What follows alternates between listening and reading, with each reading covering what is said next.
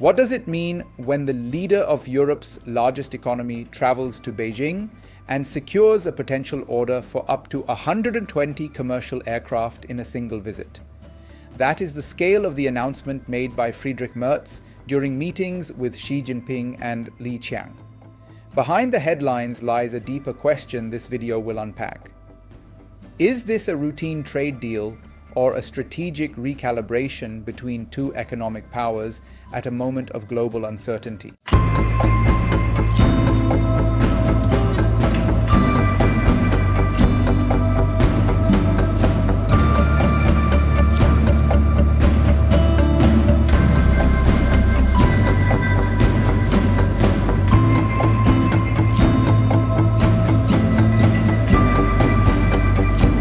If this engagement succeeds, Germany could lock in high-value industrial exports while China reinforces aviation supply chains outside the United States.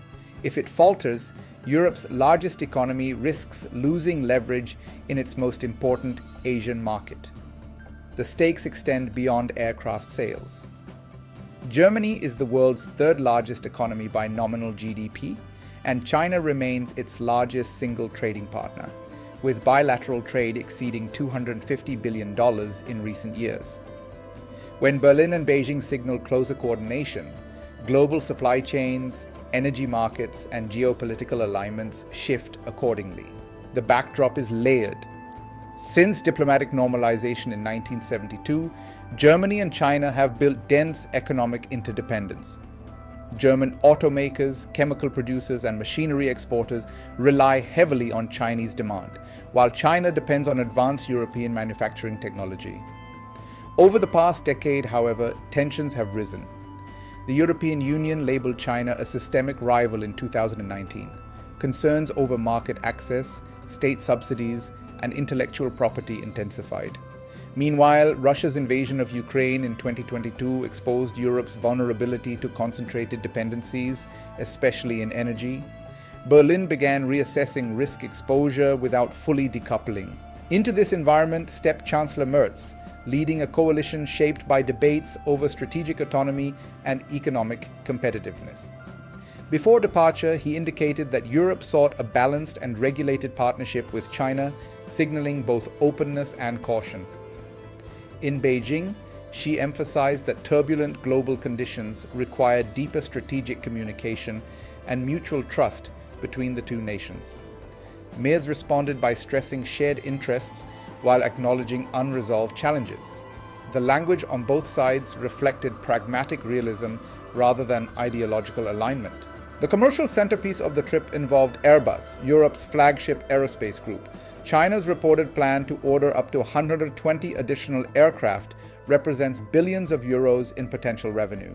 For context, a single Airbus A320 family jet can list at over $100 million before discounts. Even accounting for standard price reductions, an order of that magnitude signals long-term fleet planning by Chinese carriers and sustained industrial cooperation. It also strengthens Airbus's position relative to Boeing in a market projected to require thousands of new aircraft over the next 2 decades. The meetings took place at the Diaoyutai State Guesthouse, underscoring formal state-level engagement. Beyond aviation, discussions extended to geopolitics. Russia's full-scale invasion of Ukraine passed its 4-year mark this week. Germany remains one of Kiev's largest European supporters, providing military and financial assistance. Merz conveyed that resolving global crises increasingly requires Beijing's involvement, noting China's influence in Moscow. The subtext was clear: Berlin seeks Chinese leverage to moderate Russian behavior without rupturing trade ties. At the same time, Germany is navigating European debates over de-risking from China. The European Commission has investigated Chinese electric vehicle subsidies and imposed provisional tariffs. German industry, however, fears retaliation and supply disruption. This tension defines Berlin's approach: reduce vulnerabilities while preserving export access. China, for its part, wants European partners that resist full alignment with US containment strategies.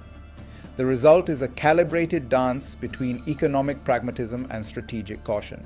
Now consider the first what-if scenario. If the aircraft order materializes and broader cooperation expands, Germany could reinforce its industrial base at a time of slowing domestic growth. China would diversify aviation procurement amid strained relations with Washington. Over time, deeper industrial integration might soften political disputes, anchoring stability through commerce.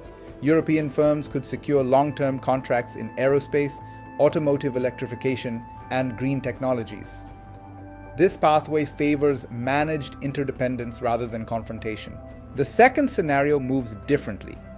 If geopolitical tensions intensify, perhaps due to Taiwan, sanctions, or expanded EU trade defenses, the aircraft agreement could become vulnerable.